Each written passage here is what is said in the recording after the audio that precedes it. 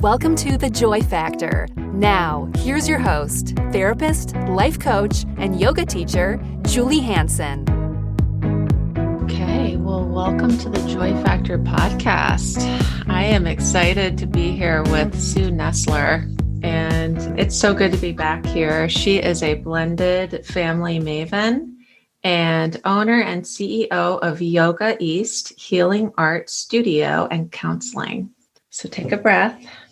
Settle in to nourish your spirit and find a little joy.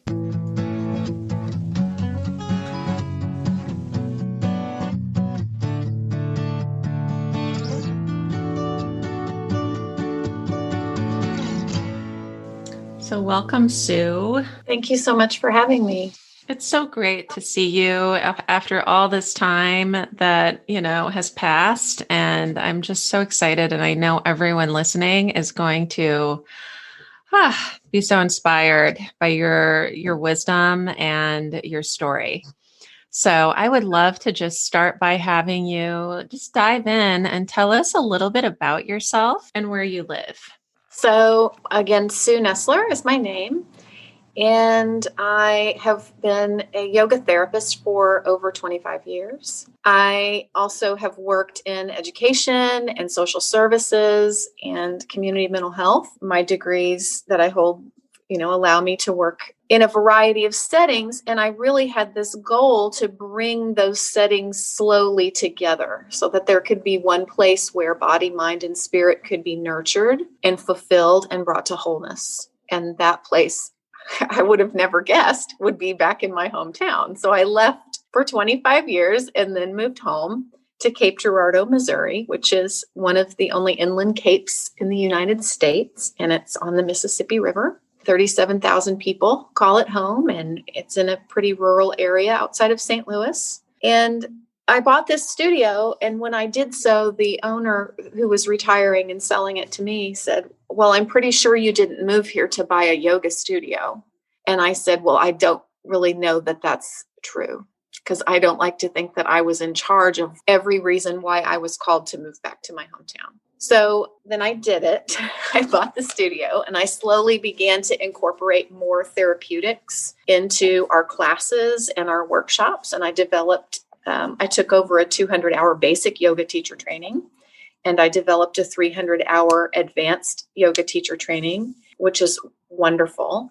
And recently, we just began our very first inaugural class of an accredited meditation teacher training. That's a 60-hour training. So really incorporating more of the therapeutic aspects of yoga, what I like to call the 6 other limbs of yoga that most people who quote unquote do yoga don't focus on, which is just asana and pranayama. We're really incorporating the breadth of it. And in that way, we're also calling to the mental health portion of really taking care of the mind and the spirit. So as a nationally certified counselor and a PLPC, I do private therapy, mental health therapy, and I'm starting some groups in January. I have a group of mindfulness-based stress reduction for anxiety, an 8-week protocol that starts in January as like our first group. So we're really working toward having a place where you can come and receive mental health counseling, some assessment, mindfulness-based stress reduction, meditation, yoga, therapeutic yoga, really taking care again of the mind, body, and spirit as a whole. Wonderful. And how have you noticed when you think again about the community that you're in and even, people like them all around as they've navigated this pandemic, what do you think is standing the most in the way for folks where you live? What do you think is, I guess the hope that you might have or, what stands in the way for folks? I mean, really, I feel like it's fear. People are quite fearful of what they don't understand, what they haven't seen themselves. I mean, just now, this month, we are getting a spike in COVID cases. When we were shut down, we had none. Literally our county had 5 or something. And so the dissonance of, well, we shut down and we didn't have any cases, and now everything's, in air quotes, everything's open, and we have a lot of cases, is very confusing for people. And, in a rural area, it just took this long to catch up. So there's a lot of that confusion, and which begets fear and misunderstanding. And I think those are the main things. They're big things, but I think those are the main things that kind of stand in the way of people being able to cultivate their own life experience, which is what I hope everyone can do. And it takes the ability to move beyond fear, to look past the pandemic and what's happening right now in this moment, and also to fully experience what's happening right now in this moment. When you're having difficulty feeding your family and having those kinds of real barriers in life, that can be difficult. Well, and especially if we think about, what's going on for the nervous system when we're in that fear state, and really looking to kind of, recognize that our nervous system is just not cut out for this extended amount of time. And so fear manifests itself differently for different people, right? And so how do we connect that to what I certainly think is one of the keys to more joy in life, and what you certainly are describing as, your basic mission? What do you think are the pieces that you have observed that would represent kind of maybe the key for you, or some of the keys for you, but then also for other people feeding their kids right now, or they're afraid to go to work, or Right. they just, can't believe it's happening? Well, it all begins with awareness of yourself and of what's happening within you because of how you're affected by the outside world, and really building a better relationship with yourself so that you can respond rather than react, I think is important for people. Also, education. Like what you said, I love what you said about the nervous system, because it is not designed for this long-term ruffle of the nervous system, and combined with the loneliness and isolation that many people are feeling is awful. We focus a lot here on learning about the nervous system and learning about ways to control the parasympathetic nervous system, because we have much more control over that than we really maybe know, than many people maybe know. And that's the part of the nervous system that's responsible for rest and digest, for feelings of calmness and peace and knowing that everything's going to be okay. And when people learn that they can teach themselves how to touch that and how to gain a little more control of that, that's where it begins from within, that awareness of, being on what I call your spiritual axis, being on your spiritual axis. And it takes much more to knock you off when you really have that centered awareness. And then you can move into response rather than reaction. One of the things that I think about when you say that is Resmaa Menakem, who wrote My Grandmother's Hands. I don't know if you've read that yet, but no, but I know about it. He says, we have to build new cultures, right? And one of the cultures that has to be built in order for, fear to be addressed in ways that are responsive versus reactive is that takes a culture shift, right? Like there's so much stigma around mental health. There's so many reasons why people who know the steps of what it takes to, feel a little healthier, they might know it on a conscious level, but they're not able to reach for it in a practical way because of the dysregulation going on in the nervous system. Yes.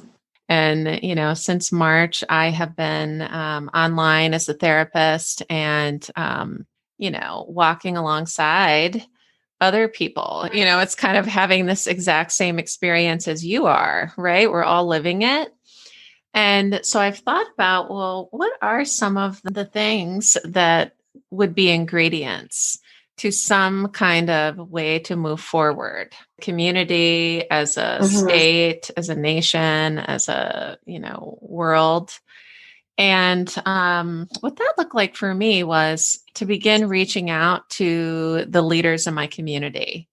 So those local elected officials that as a mental health professional, I wanted them to know what my thoughts were.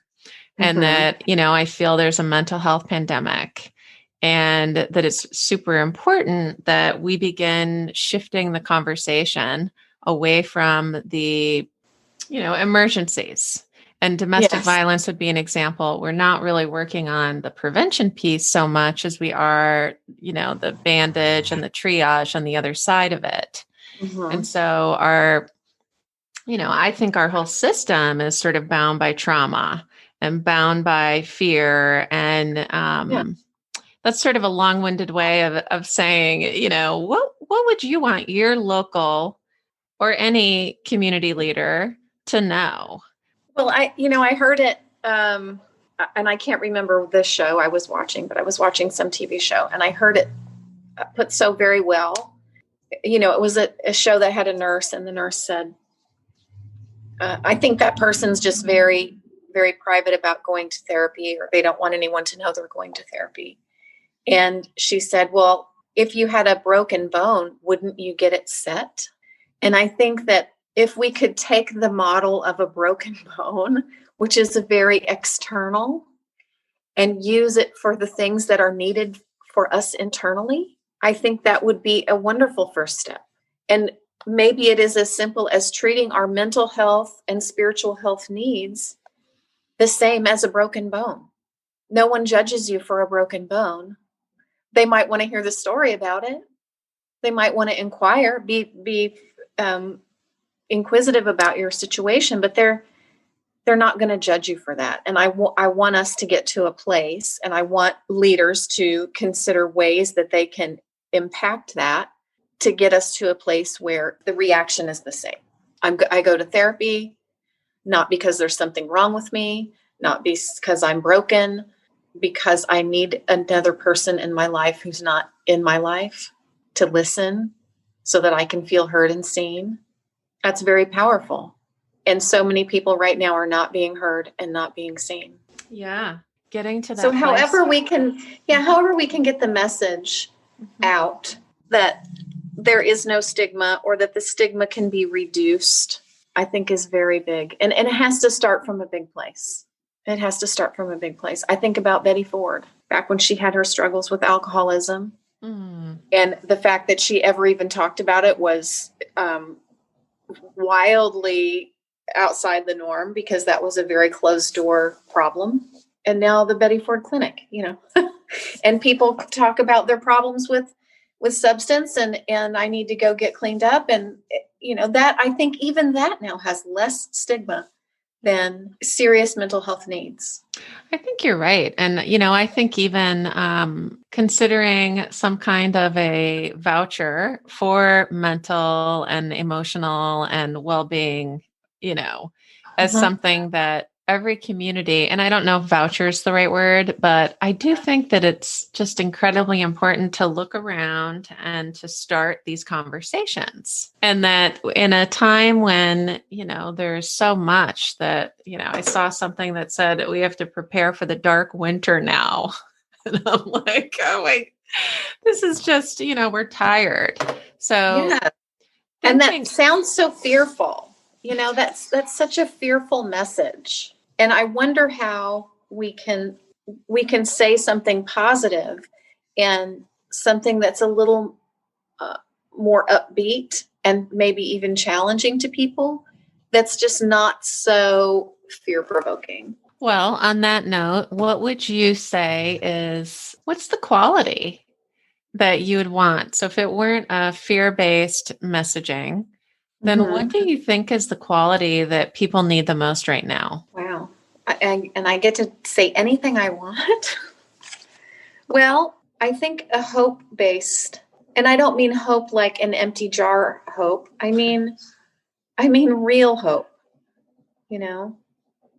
As counselors, you and I both are, the installation of hope is incredibly important to people, whether we meet them individually or in a group. And letting them know that they're not alone, and letting them know that other people have felt similar things that they might feel or think, and that there's ways to combat whatever it is they're going through, are all ways that you can instill hope. without being the empty jar. It's okay. You can do it. All those things. Yeah, I was pulling out some notes that I took. I think this is from listening to Tara Brach, who I love. Yes, And I love Tara Brach as well. Oh my gosh, yes. Yeah, and Love her.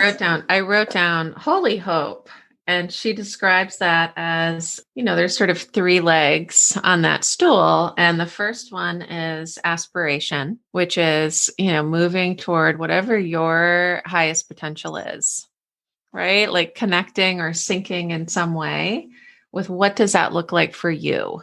Mm-hmm. And the second one is trust that it's possible, right? That it's possible. Hope is something that we can generate.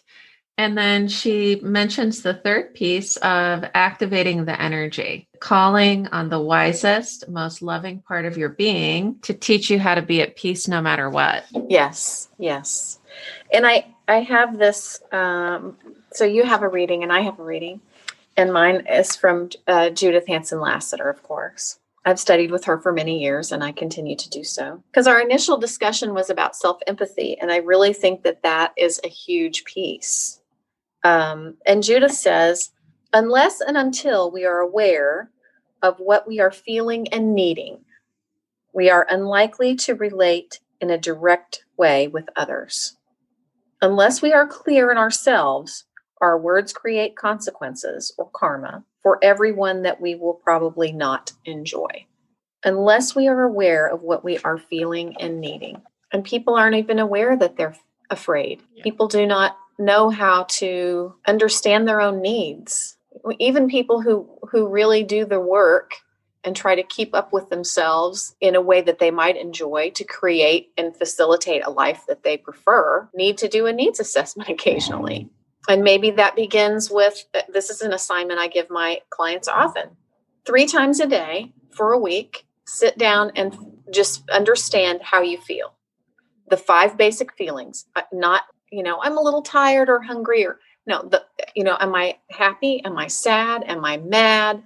Am I lonely? Am I afraid? Which one of those am I? Maybe it's a lighter version or a darker version of one of them. But being in touch with the primary feelings, building a relationship, which is what I often talk about, with those feelings, so that when loneliness comes upon you, it is not a stranger, it is a friend.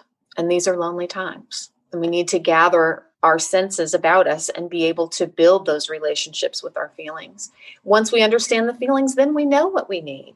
We can assess what we need. When I feel lonely, I need connection.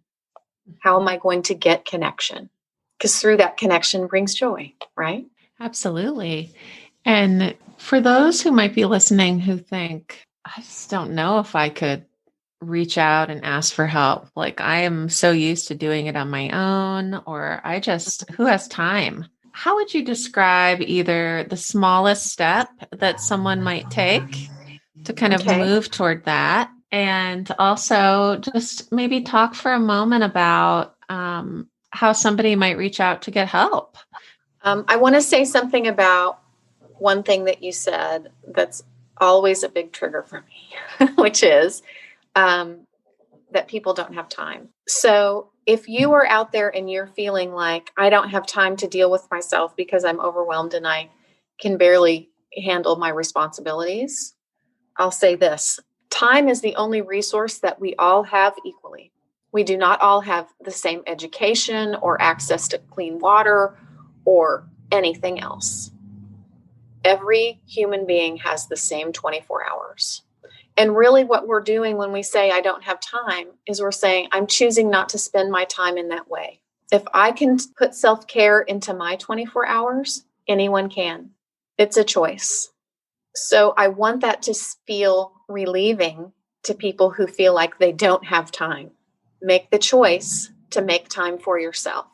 One of the reasons people might be considering or contemplating getting help is because they feel overwhelmed and they feel like they quote unquote can't. And when we don't take care of ourselves first, it's impossible to truly take care of others on a level of connection that's meaningful and insightful and provides energy and joy in your life. Yeah. And it is a choice. It is something that you're so right about there are 168 hours in the week. Mm-hmm. And I'm a big believer in, find your 20 seconds, right? Like just like you, every time you wash those hands for 20 seconds, maybe that's a moment to be mindful. Maybe that's a moment to just put that pause in there. And, hopefully whoever's listening to this, you're already attuned to the idea. And, it might go without saying that these are the building blocks for building a life worth living.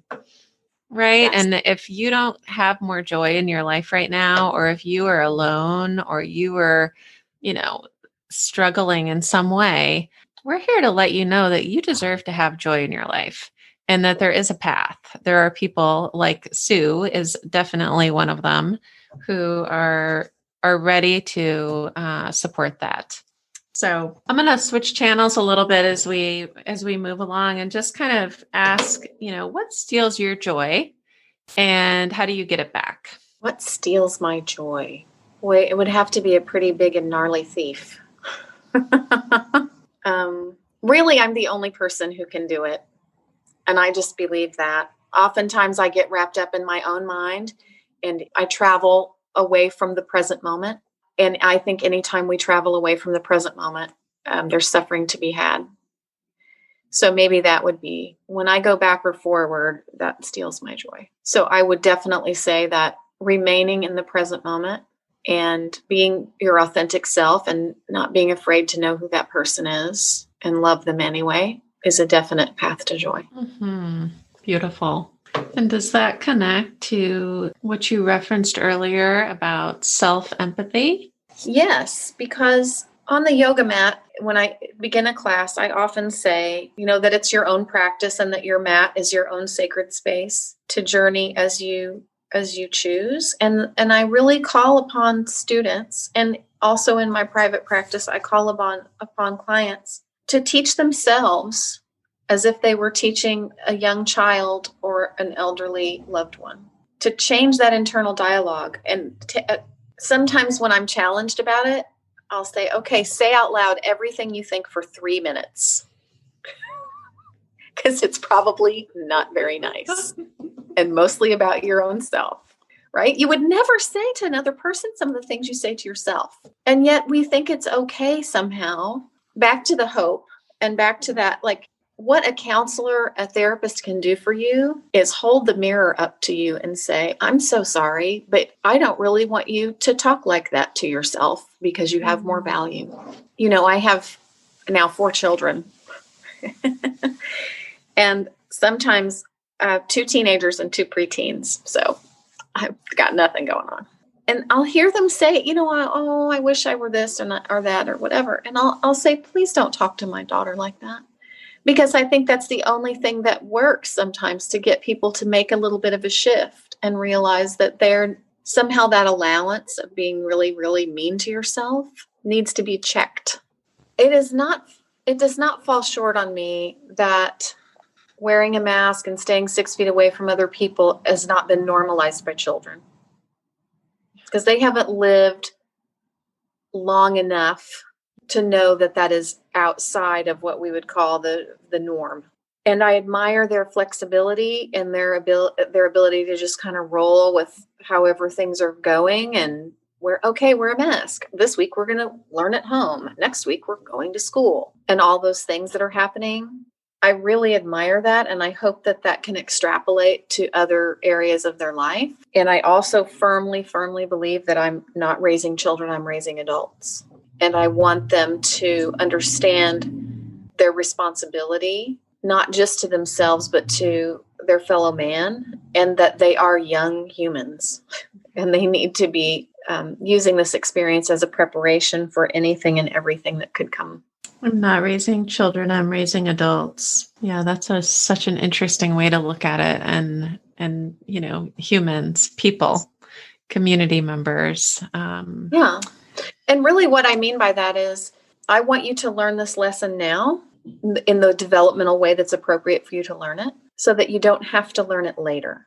If we all in my house practice the golden rule, we need very few other rules. And how can I, without judging you and without quote unquote correcting you, have you understand and ask the question, like, is what I'm doing a kind thing? Am I doing the right thing for the sake of doing the right thing? Am I doing something that I'm proud of? And those are adult concepts that can be easily taught to young people. And that cultivates an adult, a responsible adult. How can our listeners find you? How can they stay in touch? How can they find me? Listeners can find me by checking out our studio at yogaeasthealingarts.com. They can email me at yogaeast1@gmail.com. And that's for the yoga and counseling both. We are doing all of our classes right now live and Zoom. So we have a blended platform. Starting in January, we're going to have a mindfulness-based stress reduction group for anxiety. That will be an 8-week group, and that is live and Zoom also. I have people signed up from here in Missouri, California. I'm limiting the number of people that can be in that group just for best practices reasons. And I'm hoping that it will be a wonderful way for people to gather tools and create a group experience around the reduction of anxiety in the times that we're living in right now.